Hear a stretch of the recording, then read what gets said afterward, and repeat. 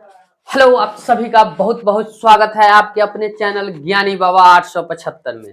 मैं दुर्गेश सर आप लोगों के लिए लेकर आ गया हूँ क्लास टेंथ का कौन सा सब्जेक्ट। तो आपका जो सब्जेक्ट है ज्योग्राफी यानी कि भूगोल, उसका जो इकाई है ख है, जल संसाधन ना। इससे पहले हम आपको पढ़ा चुके हैं ना क्या, तो प्राकृतिक संसाधन, उससे पहले भी पढ़ा चुके हैं क्या, भारत संसाधन एवं उपयोग। तो उस वीडियो को अभी तक आप नहीं देखे हैं तो डिस्क्रिप्शन में लिंक दिया हुआ है, वहां से आप जाके देख सकते हैं। चलिए, यहाँ पर ही लेक्चर नंबर हो जाएगा आपका कितना, 7। 6 है लेकिन 7 क्या है, लेक्चर नंबर 7। तो आइए बात करते हैं लेक्चर नंबर 7 में प्राकृतिक नहीं, जल संसाधन के बारे में। देखिए, जल संसाधन ना क्या है, जल संसाधन।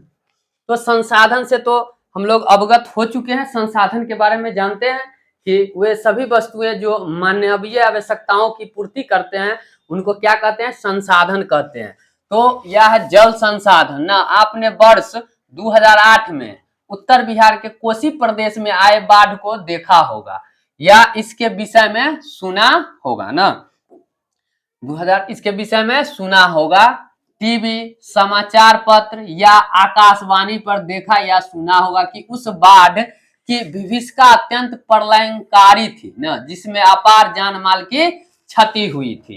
तो बात किया जा रहा है कि 2008 में उत्तर बिहार में जो है बाढ़ की बहुत ही भयावह स्थिति थी ना। तो आप देखे होंगे या आपने जरूर ही सुना होगा कि उसमें जो है अत्यंत प्रलयंकारी मतलब विनाशकारी बाढ़ आया था, जिसमें अपार मतलब बहुत ज्यादा जान माल की क्षति हुई ना, जिसमें मनुष्य भी बहुत से मर गए और मतलब मवेशी सबका भी क्षति हुआ। यह जानकर आपको घोर आश्चर्य होगा कि ये जल जहां एक ओर प्रलय का तांडव करते हैं तो दूसरी ओर मानवीय आवश्यकताओं को सरल और सुगम बनाकर सभ्यता भी रचते हैं ना। तो जल जब बहुत बड़ा भयावह रूप लेती है, प्रलयंकारी होता है, तो मनुष्य के लिए क्या,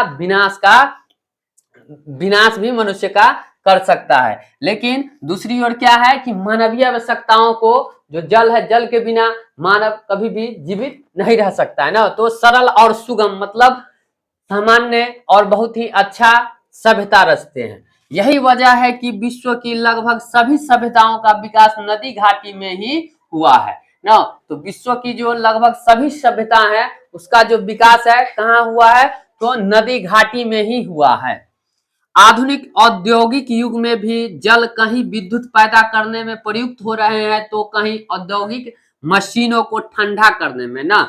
जैसे कि जो मशीन है या उसे आधुनिक औद्योगिक युग में भी जल कभी कहीं विद्युत पैदा करते हैं। जल से क्या होता है, विद्युत पैदा किया जाता है, तो कहीं औद्योगिक मशीनों को उसको ठंडा किया जाता है। जैसा कि आपको पता होगा कि क्या कि पृथ्वी की सतह का 3/4 भाग जल से ढका है ना। तो पृथ्वी का जो है कितना चौथाई, 3/4 मतलब कि 3/4 भाग जो है वो कौन चीज से ढका हुआ है, जल से ढका हुआ है। तो आपको याद रहेगा कि पृथ्वी का कितना भाग, 3/4 भाग कौन चीज से ढका हुआ है, जल से ना, जल से ढका हुआ है। लेकिन अधिकांश जल लवणीय है। अधिकांश जल लवणीय, लवणीय का मतलब क्या हुआ, जिसमें जो नमक की मात्रा है ना। तो अधिकांश जल जो है उसमें कौन चीज का मात्रा पाया जाता है, लवण का यानी नमक का। ठीक है। स्वच्छ जल सतही अपवाह और भूमिगत जल स्रोतों से प्राप्त होते हैं। इन स्रोतों का सतत नवीकरण और पुनः भरण जलीय चक्र द्वारा होता रहता है। जल चक्र गतिशील होते हैं, जिस कारण जल का नवीकरण निर्बाध्य गति से होता है ना। जल चक्र जो है क्या है, गतिशील होते हैं, जिस कारण से जल का नवीकरण निर्बाध्य गति से होता है। यही कारण है कि यह एक नवीकरणीय संसाधन भी है ना। यहाँ गलती है, नवीकरणीय संसाधन भी है ना। तो जल क्या है, एक नवीकरणीय संसाधन है। फिर भी विश्व के अनेक देश या क्षेत्र जल के प्यासे हैं। फिर भी क्या है, जल जो है नवीकरणीय संसाधन है, फिर भी बहुत सारे देश जो है जल के बिना क्या है, प्यासे हैं। अच्छा, जल के स्रोत। जल के स्रोत, पृथ्वी के अधिकतर स्तर पर जल की उपस्थिति के कारण ही पृथ्वी को नीला ग्रह की संज्ञा दी गई है ना। पृथ्वी पर जल की उपस्थिति के कारण ही पृथ्वी को जो है नीला ग्रह की संज्ञा दी गई है। तो आप याद रखिएगा कि पृथ्वी को जो नीला ग्रह कहा जाता है वो क्यों कहा जाता है, तो इस पे उपस्थित जल की मात्रा के कारण ही पृथ्वी को क्या कहा जाता है, नीला ग्रह की संज्ञा दी जाती है।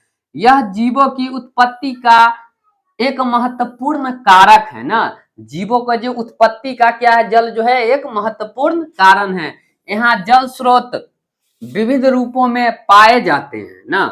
पहला है भूपृष्ठीय जल, दूसरा है क्या, भूमिगत जल, तथा तीसरा है वायुमंडलीय जल, और चौथा है क्या, महासागरीय जल। ठीक है, तो पहला जो है भूपृष्ठीय जल यानी जो भूमि के अंदर होता है, दूसरा है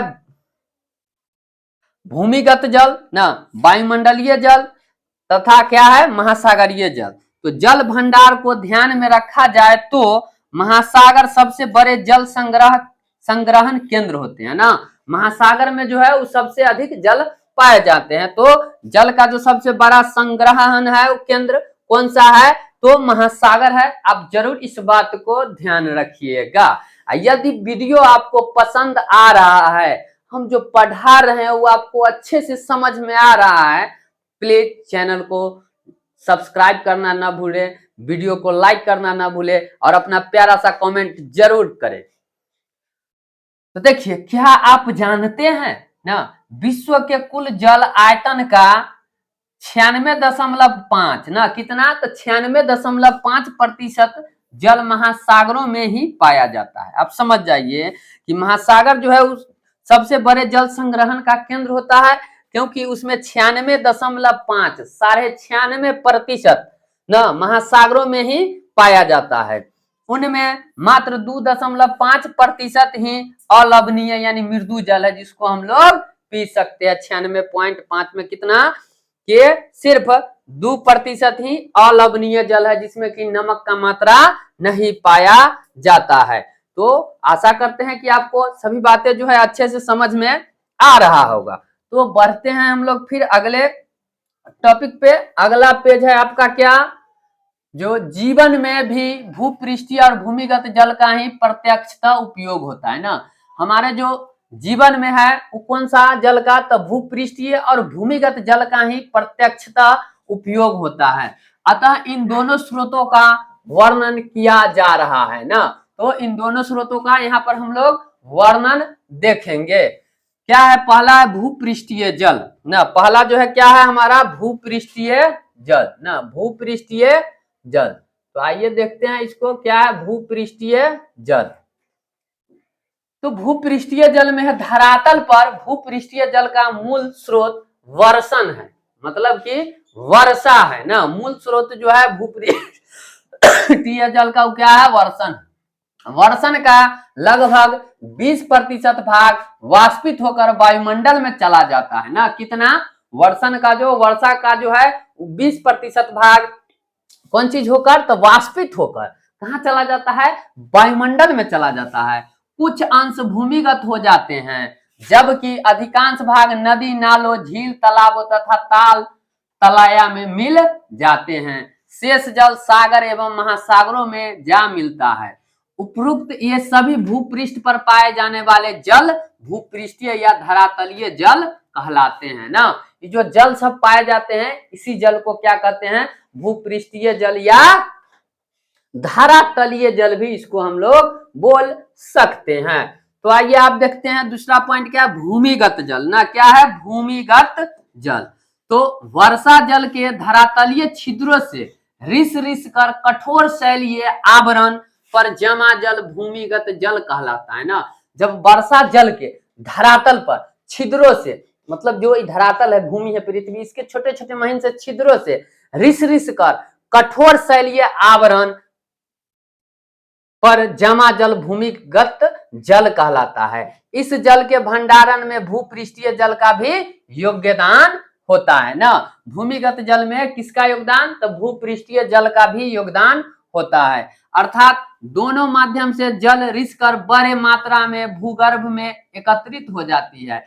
इस प्रक्रिया से एकत्रित जल भौम जल के नाम से भी जाना जाता है ना। तो देखिए अर्थात दोनों माध्यम से, या भूपृष्ठीय जल या भूमिगत जल ना, तो दोनों माध्यम से जो जल रिस कर, मतलब रिस कर बड़े मात्रा में भूगर्भ में एकत्रित हो जाती है, इसी प्रक्रिया से एकत्रित जल को क्या कहा जाता है, तो भौम जल के नाम से भी जाना जाता है। आशा करते हैं कि आपको यह वीडियो पसंद आ रहा होगा। यदि पसंद आ रहा है तो जरूर चैनल को सब्सक्राइब कीजिए, वीडियो को लाइक कीजिए और कमेंट बॉक्स में जाकर कमेंट भी कीजिए। तो बढ़ते हैं फिर, अब क्या है, जल संसाधन का वितरण ना, क्या है अगला टॉपिक जो है जल संसाधन का वितरण।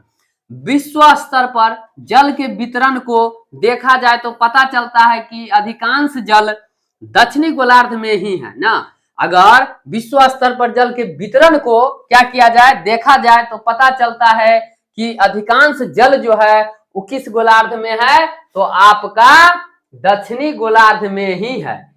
इसी कारण दक्षिणी गोलार्ध को जल गोलार्ध और उत्तरी गोलार्ध को स्थल गोलार्ध के नाम से जाना जाता है।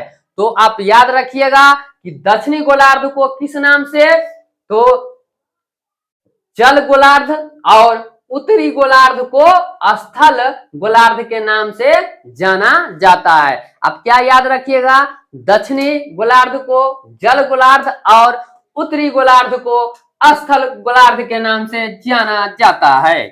पृथ्वी पर उपलब्ध जल के अधिकांश भाग लवण का उच्च सांद्रता धारण करते हैं, फिर भी जैव विविधताएं हेतु ये महत्वपूर्ण है।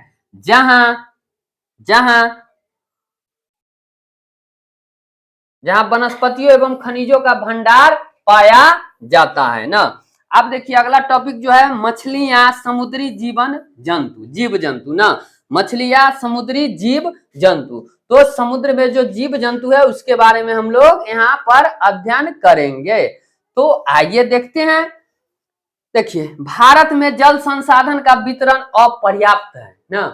क्या है, जल संसाधन का जो वितरण है वो अपर्याप्त है, क्योंकि भारत में विश्व की लगभग 16% आबादी निवास करती है। मतलब पूरे विश्व में अगर देखा जाए तो लगभग 7 अरब जो जनसंख्या है उसका क्या, तो 16% जो है वो हम अपने देश भारत यानी हिंदुस्तान में निवास करते हैं। तो याद रखिएगा। और इस आबादी के लिए विश्व का लगभग 4%, कितना, तो 4% स्वच्छ जल ही उपलब्ध है ना। और इस 16% आबादी के लिए केवल 4% जल ही क्या है, स्वच्छ है, वही 4% उपलब्ध है स्वच्छ जल। भारत में प्रति वर्ष 4000 घन किलोमीटर जल वर्षण से तथा 1869 घन किलोमीटर जल भूपृष्ठीय जल से प्राप्त होते हैं ना। तो प्रति वर्ष जो है कितना, तो 4000 घन किलोमीटर जल जो है वर्षा से तथा 1869 मतलब 1869 घन किलोमीटर जल जो है भूपृष्ठीय जल से प्राप्त होता है ना। अच्छा उसके बाद देखिए कुल भूपृष्ठीय जल का लगभग 2/3 भाग देश की 3 बड़ी नदियों सिंधु, गंगा और ब्रह्मपुत्र में प्रवाहित है ना। जो भूपृष्ठीय जल का जो लगभग कितना, तो 2/3 भाग देश की 3 बड़ी नदियां, याद रखिएगा, सिंधु, गंगा और ब्रह्मपुत्र में प्रवाहित है। आज भारत में जल भंडारण हेतु जलाशयों का निर्माण द्रुत गति से हो रहा है, जिसकी जल भंडारण की क्षमता लगभग 174 अरब घन मीटर हो गई है। जो देश की, आगे बात करते हैं, जो देश की स्वतंत्रता के समय मात्र कितना था, 18 अरब घन मीटर थी ना। कितना, 18 अरब घन मीटर थी। भारत की स्थलाकृति स्वरूप एवं अन्य बाधाओं की वजह से केवल 690 अरब घन मीटर जल का ही उपयोग कर पाता है, जो कुल भारत के जल का 32% है ना। भारत में गंगा द्रोणी में उपयोग के योग्य जल भंडारण की क्षमता सर्वाधिक है। ब्रह्मपुत्र नदी का सर्वाधिक वार्षिक प्रवाह होते हुए उपयोग योग्य जल भंडारण की क्षमता अति न्यून है ना। ब्रह्मपुत्र नदी जो है उसका जो जल क्षमता भंडारण की क्षमता अति न्यून है, मतलब उसमें ज्यादा जल हम भंडार नहीं कर सकते। अगर उपयोग योग्य जल भंडारण की क्षमता को अनुपातिक दृष्टि से देखा जाए तो ताप्ती नदी का स्थान प्रथम है। किस नदी का? ताप्ती नदी का। अगर उपयोग योग्य जल की बात किया जाए तो वो जो है किस नदी का है? तो ताप्ती नदी का जो स्थान है वो प्रथम है। इसमें जल भंडारण करने की क्षमता 97% है ना। कितना? ताप्ती नदी में 97% है। कुछ महत्वपूर्ण नदियों का ब्यौरा निम्न सारणी संख्या 3.1 से प्रदर्शित किया जा रहा है, जिसको यहाँ पर आप देख सकते हैं ना।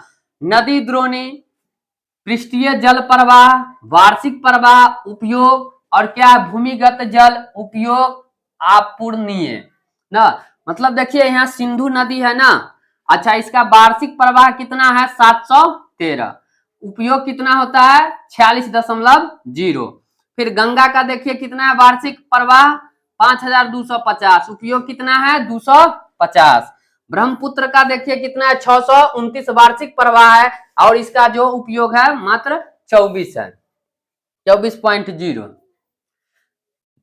कितना में? इसको हम लोग देखेंगे किस इकाई में? तो इकाई अरब घन मीटर में। इतना अरब घन मीटर है, इसका उपयोग इतना घन मीटर में है। उसके बाद गोदावरी का 1105 अरब घन मीटर में है, इसका मात्र 76.3% उपयोग है। कृष्णा का 70 है, इसका क्या? वार्षिक प्रवाह और मात्र 58% जो क्या है? 58 अरब घन मीटर इसका उपयोग है। कावेरी का देख सकते हैं, महानदी का, नर्मदा, ताप्ती, अन्य नदियां भी है ना। तो इस सब का जो क्या है, और भूमिगत जल की बात करें तो 26.5 अरब घन मीटर में है, इसका उपयोग क्या होता है? तो 24.3 अरब घन मीटर में ही है। तो इस प्रकार से इन सभी को हम लोग देख सकते हैं ना। बढ़ते हैं फिर आगे। अच्छा यहां से अब देखिए आगे क्या है कि देश में भूमिगत जल का वितरण असमान है। देश में जो है भूमिगत जल का जो वितरण है वो असमान है, मतलब एक जैसा वितरण नहीं है। इस पर चट्टानों की संरचना, धरातलीय दशा ना, जलापूर्ति के स्रोत जैसी तत्वों का प्रभाव पड़ता है। समतल मैदानी भागों में स्थित जलज चट्टानी भागों में भूमिगत जल की अपार राशि मौजूद है, जहां भेद्य या प्रवेश्य चट्टान पाए जाते हैं।